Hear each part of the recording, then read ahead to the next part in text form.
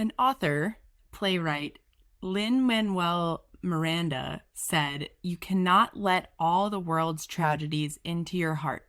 You'll drown. But the ones you do let in should count. Let them manifest action."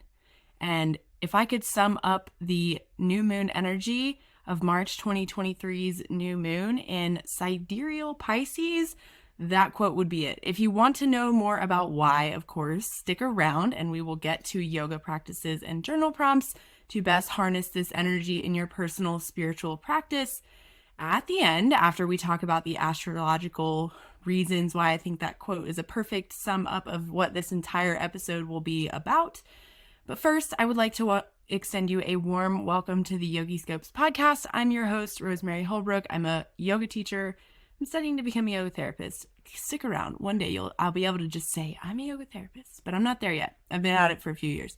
This is my last year of training. Anyway, I'm also a Vedic astrologer, which means I use the sidereal zodiac. So if you don't know what that is, I have several resources already on my website. You can go to the articles section and see what is Vedic astrology to learn more about the sidereal zodiac and how it differs from the tropical.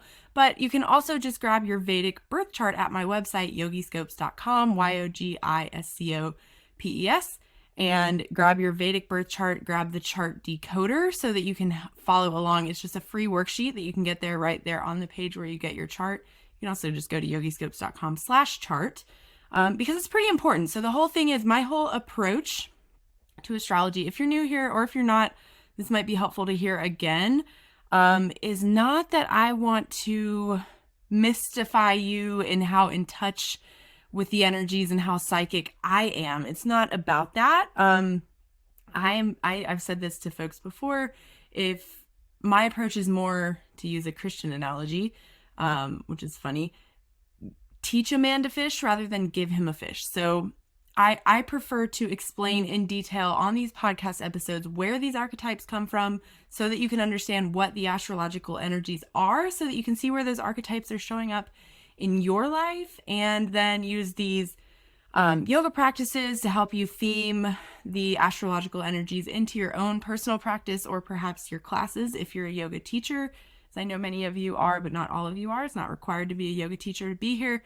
And then journal prompts for your easy self-reflection once a week. If you listen to this podcast, you'll get journal prompts that kind of thread along the themes of the year. So this is a new moon episode. I could have made one really long episode last week to talk about some other stuff that's very pertinent to the new moon. Being that, so Venus and Rahu will conjoin just a few hours later after the new moon. And I put out an episode last Thursday or Friday about that, specifically about Mars and Venus and Rahu and what they're up to. So you might like to listen to that first, because it's impossible to talk about what's happening with this new moon without knowing about those things. And then I promise to put out a separate episode about the new moon. So this is that. Welcome. A new moon happens when the moon and sun are on the same side of the sky from our perspective, meaning they're in the same sign. So the time that I give you when I say this is the time that the new moon is, which for this one is March 21st, which is Tuesday, at 1:21 p.m. Eastern Standard Time. So it might be a little bit of different time depending on your time zone, especially because we just had daylight savings time in the US, and it turns out other countries don't do that. And anyway, that's Eastern Time. So it's not that serious. If you are in a different time zone, you might learn this about me, especially if you stick around. If you like being dogmatic about stuff, like, go ahead. I just might not be the astrologer for you, because I am super not dogmatic about anything. I'm like, this is what it is. It happens at 1:21, but I don't think you need to build a life where you have to be like lighting your candle or doing your ritual or doing your practice right at 1:21, because sometimes they happen in the middle of the night, So maybe you do some kind of new moon practice, do these journal prompts, do some kind of reflection, today, Monday, or you could have done something over the weekend. We did in the Yogi Scopes membership, which you can also drop into these classes. The moon day practices are free or donation based. The Wednesday ones are sliding scale. So on Wednesdays we have a flow. On Mondays it's just a gentle practice and guided meditation. And then Wednesdays, it's a regular like flow asana practice for the week. So we'll be doing practices both of those days. So that's what I'm saying is you can do whatever you want. If you can't do a new moon practice tomorrow on Tuesday, maybe you do it some other time this week. It's fine. So let's talk about how you would arrive at a new moon practice. And so we arrive at any of our practices based on what the astrological symbols are that are at play. And so just a quick aside with that, I did say on the last podcast episode that I do recommend listening to before this if you have a chance. If you haven't already listened to it, you might want to get that background about what else is happening. But I made mention of the fact that this new moon is, because it's also happening on the vernal equinox, the spring equinox here in the northern hemisphere, or, today, Monday, is the spring equinox, tomorrow's whatever, it's close enough, right? Like, I'm not the dogmatic one to split hairs about that. It's within like 24 hours, right? So anyway, because it's happening right here at the time between where day and night is equal, and if you're in the southern hemisphere, you're heading towards more time of darkness, you're at the end of a cycle. But here in the northern hemisphere, where Vedic astrology originated in the northern hemisphere, so Vedic astrology kind of follows along with the seasons of the northern hemisphere a little more cohesively, I should say. Anyway, we're at the start of a new cycle of expansion, and I said that I might put out an episode talking about some other bigger shifts in energies. Turns out I'm just going to cover those in tomorrow's workshop that is actually members only. Usually our monthly workshops are, you can come as a member for free or you can drop in, but I didn't.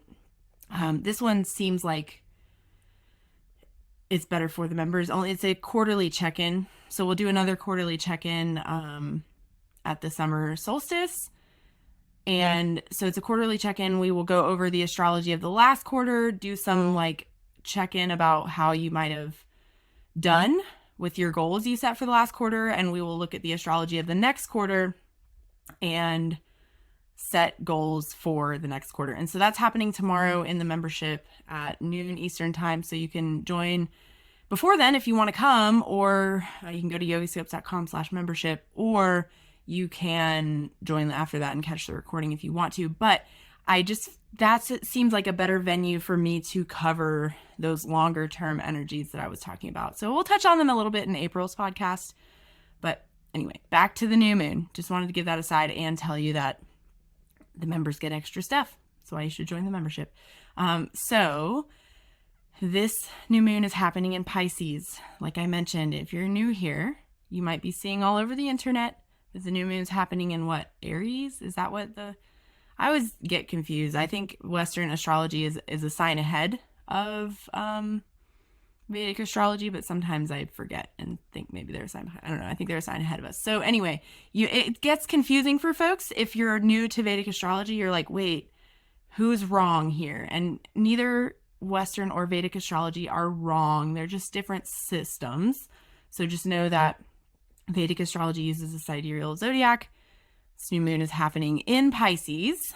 And so Pisces, being the 12th sign of the zodiac, has this connection to 12th house energy. So there's, you may know the stereotypes about Pisces, that they're kind of the dreamy ones, the little bit so spiritual, they're like out of touch with reality. Sometimes is like a negative stereotype of Pisces energy, or like being very in touch with their feelings is another, I believe, a stereotype of Pisces. Given that, so Pisces is the last sign of the zodiac. It's also ruled by Jupiter, a water sign. So all of these things, connection to spirituality, connection to emotions, are very true of the Pisces archetype. So a new moon, or moon being in Pisces in general, but a new moon in Pisces might be a good time to set intentions around your spiritual practice, around, getting in touch with teachers, around having a regular practice to check in with your emotions. And that's kind of what we're doing here with Vedic astrology, right? Like, especially in the membership, you'll have this regular practice to have space held for you to have this spiritual and emotional check-in container, right? Like that's why even study Vedic astrology, in my opinion, and then to pair it with yoga. So if you're, it might be a good time to kind of rekindle that or refresh that at this new moon, or just examine where you fit in with your beliefs, your spiritual beliefs. If you have teachers that align with those beliefs, or want to fall in with some teachers that do, this new moon in general is a good time for that, since it's the new moon in Pisces. But the nakshatra where this new moon is happening, so nakshatras are lunar mansions. They function exactly like signs. They're only a little bit more specific than signs. So there's 12 signs span, the zodiac, and that divides the whole 360 degrees up by 12, which means each sign is 30 degrees. There are 27 nakshatras. So if you divide the 360 degrees of the night sky up by 27, you get, I should know this, I think it's 13-ish degrees, 13 and some change, 13 degrees in some minutes, maybe 20, I don't remember. It's not that important, but they're smaller. So they're like a little more than a third the size of a sign. So there's usually 2 nakshatras per sign. Anyway, that's just some background because, like I said, I'm a little bit of a nerd. I like to understand the astronomical and astrological ways that these archetypes arise so that we can better understand what the energy is that we're trying to work with, right? So there's also some Hindu mythology around why nakshatras are so important for the moon. I have another article about that on my website too. If you just go to yogiscopes.com/blog, that should take you there, or just go to yogiscopes.com and click on articles and you'll find the one about nakshatras. So just how they function in general if you want to know more about them. But this one is Uttara Bhadrapada. So the symbol, so each nakshatra has, like the signs, they have a symbol. Pisces is 2 fish swimming in opposite directions. That's the symbol for Pisces, right? Each nakshatra has a symbol, a ruling planet, a ruling deity, and a translation, right? So these things are where we get the meaning of the nakshatra from, so that we can know how we're going to work with that. And so the symbol for this nakshatra is the latter half of a funeral cot. And so that's where I said, if you're in the Yoga and Astrology Facebook group, I said yesterday that the new moon had feet to the fire energy. That's where I was getting that from. And for other reasons too, which we'll get into, that having to do with the ruling deity. And so just think for a moment about, what does feet to the fire mean? So that's actually a term that this is not like a Vedic astrology thing. Feet to the fire is a term that came from medieval times, like witch trials, I think, even like when they would put somebody's feet to the fire to get that it basically means like hold them accountable. It's like a maybe uncouth way to say, to hold somebody accountable, right? To put their feet to the fire, to like rubber to the road type thing. And so, but also in Indian culture, people are cremated. People go on a funeral pyre. And so the latter half of a funeral cot has this like, kind of death energy to it. We see this death and rebirth. I mean, that's what the new and full moon cycle is this constant cycle of death and rebirth. And we have that same cycle every day. Each morning is a new rebirth. Each night is a new death, right? Each season, we're moving into the rebirth season of the year here in the Northern Hemisphere, right? So with any rebirth comes death, comes leaving something behind. And so this seems like a good time to talk about the ruling deity. So the ruling deity is Ahir Budanya, so that might be translated to the serpent of depth. And so that's Depth, not death. So serpent of the deep, right? To enunciate that a little more clearly. In yoga philosophy, serpents are associated with Kundalini energy, right? The serpent at the base of the spine that moves up your chakras, up your spine when you've had like a spiritual awakening, when you unblock your chakras. So that's Kundalini energy, this sort of feminine energy that can rise up the spine, but there's more to this story. So you may know, so there's all these like myths and stories in the Vedic tradition. And one of them is that Lord Vishnu rides on a cosmic serpent in his yogic sleep of Yoga Nidra. And so that's a separate story. I'm not here to tell that story, but you may have heard that story before where Lord Vishnu rides on a serpent. And that serpent is another form of this deity that rules this nakshatra. So it is said that this serpent that carries Lord Vishnu carries all of the burdens of the world, but has no foundation for himself. So that's this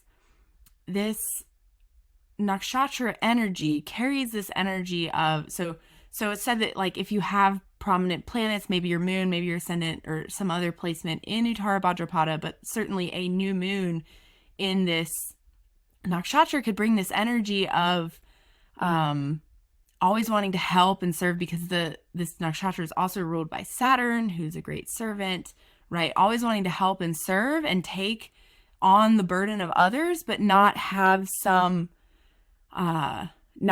a foundation. Like you can't pour from an empty cup kind of energy. Like if you can't keep pouring out this service to others if you don't have some way of filling your own cup. And so there's more to that myth and that story, but that's the synopsis, what you need to know with this energy. So a major theme of this new moon is, do you have that foundation? Do you have that balance between the spiritual and the material? So it's good to want to be compassionate and virtuous and contribute to humanitarian causes, but if you're not taking time to nourish yourself, to fill your cup, to have that strong foundation from which to give, it's going to create an imbalance and not be good. So to harken back to that quote I shared at the beginning, that's you can't let all the world's tragedies into your heart. You just can't take on everybody's burdens. But we all do need to do something. We should take some action that might be considered your dharma, right? Like, what action are you going to take to contribute to the greater good of the world? That's good. We should all do that. We should all be trying to do something, but we can't all do everything, right? We'll run out of bandwidth to give and it won't be as effective as if people are giving based on something that means a lot to them, right? And so just to go back to that quote, just remember, you cannot let all the world's tragedies into your heart. You'll drown. But the ones you do let in should count. Let them manifest action. And that was a quote from Lin-Manuel Miranda, who happened to be the playwright that wrote Hamilton, among other things. That's the major claim to fame.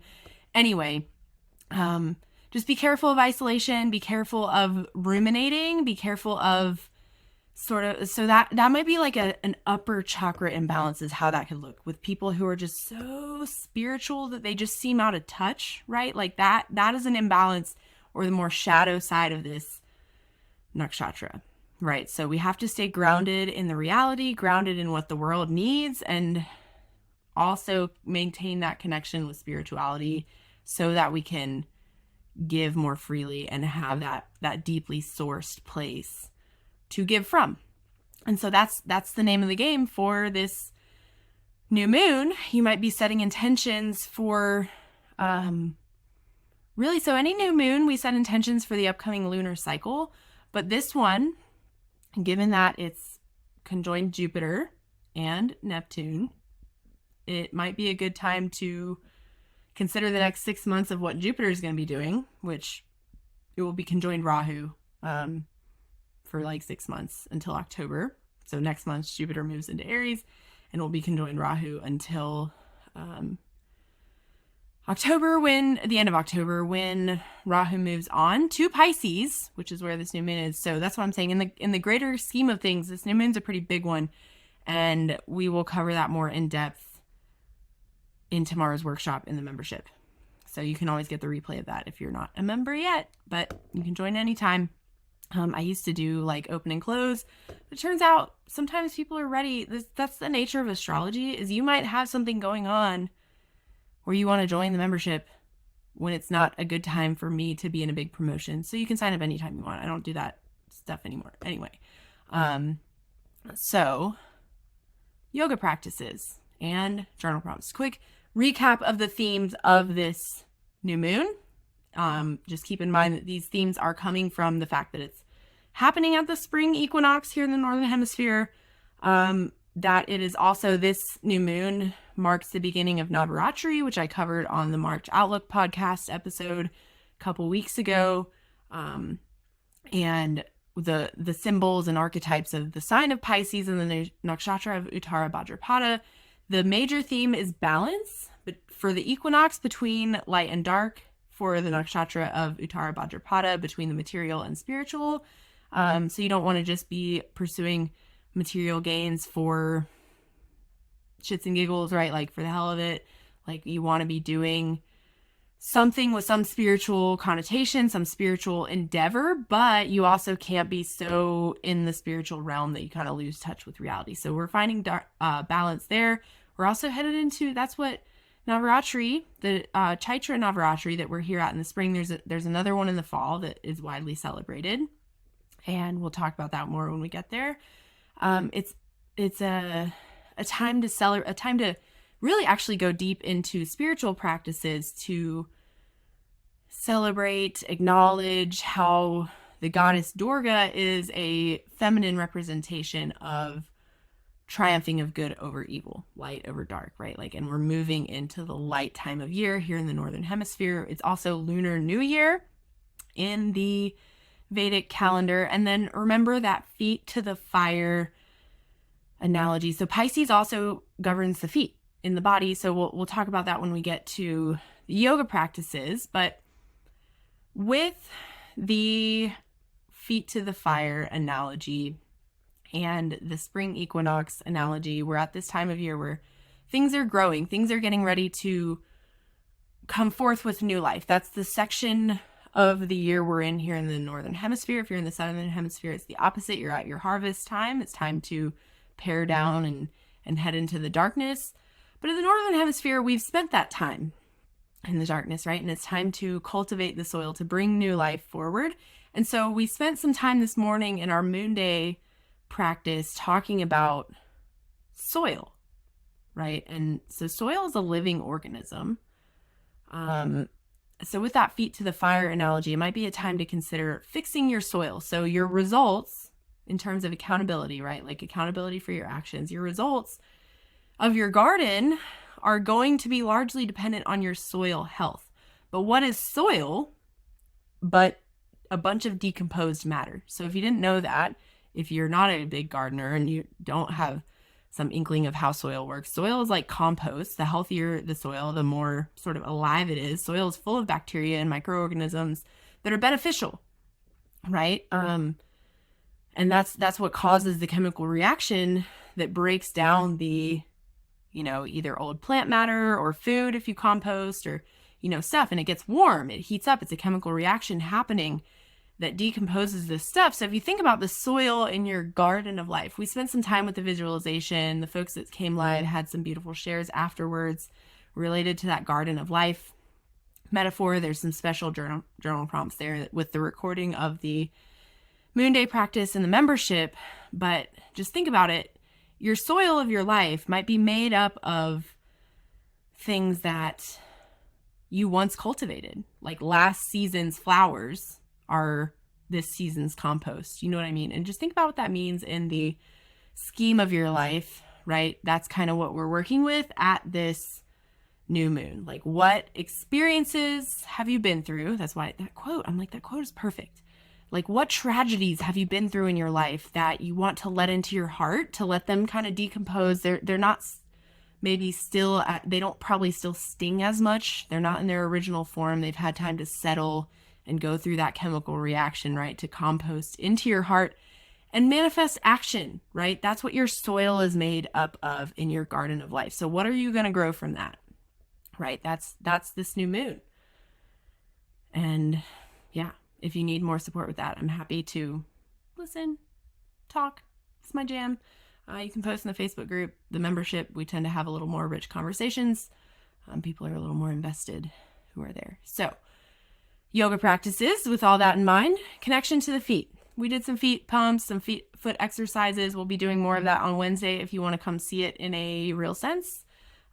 Practice along with us. You can get the recordings are always sent afterwards. But then also meditation, paying attention to around this new moon, the messages that are coming through your dreams and your meditation. So we spent some time this morning after Moon Day sharing about, things that came up during the visualization. It's a powerful time for that. It's a powerful time to maybe journal about those things that come up, the little messages that come up in your dreams, your meditations, your visualizations you may be doing.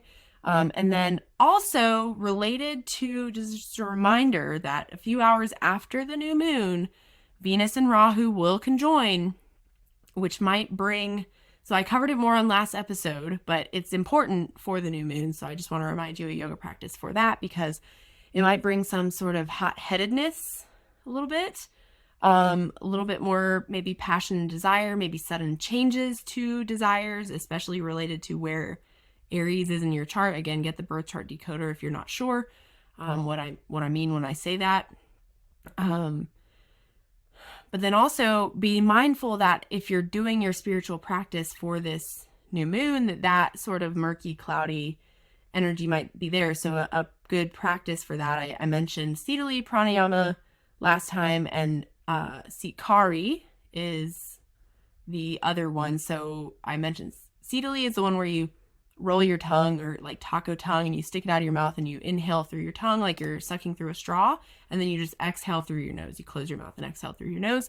It's a cooling breath, which might cool some of the hot-headedness brought by Venus and Rahu in Aries together, and Mars in Gemini, that I talked about on the last episode. But Sikari is you kind of grit your teeth together and open your mouth as big as you can, like make that little emoji face I think of, or like, it's not really a smile, but you could smile.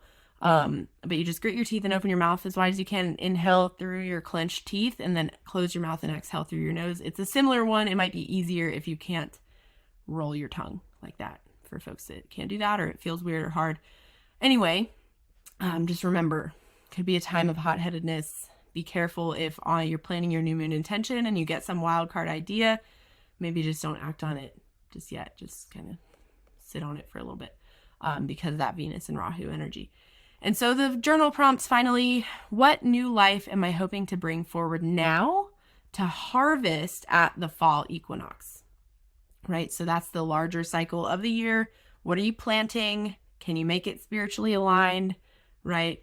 But still in touch with reality given this new moon. And what hardships or past things that I've cultivated, perhaps good things that you intentionally cultivated, and experiences, feelings, etc., are now decomposing to make up my soil. So think through some of those things that might be forming the soil. What is your soil health like? Is it full of nutrients, or is it having some trouble breaking down? Just sort through that. That metaphor is really helpful. So this is the thing with Moon Day. You can come, anybody can come, and you can come for free, or you can leave a donation, or you can come as a member, and you get the recording sent automatically afterwards that you can download and keep forever. But if you don't sign up for in advance, the only way to get the recording is then through the membership. So if you want to see the recording of that meditation related to this, and there's special journal prompts, it's in the membership. Or for those of you in the membership, just know I don't always put journal prompts with Moon Day practices, but this time I did. And so what weeds do you need to pull from your garden? So whatever life you're trying to bring forth over this year, you want to harvest by the fall equinox over the next 6 months, you have to pull some weeds, let some things decompose so that they're not sucking energy from the big main goal. So just keep that in mind. Remember, you can't let all the world's tragedies into your heart. Just to come back to that quote. I love it. It's beautiful. Maintain your soil health. Keep your feet on the ground, your head in the stars, and stay in the light. Until next time, friends, take care.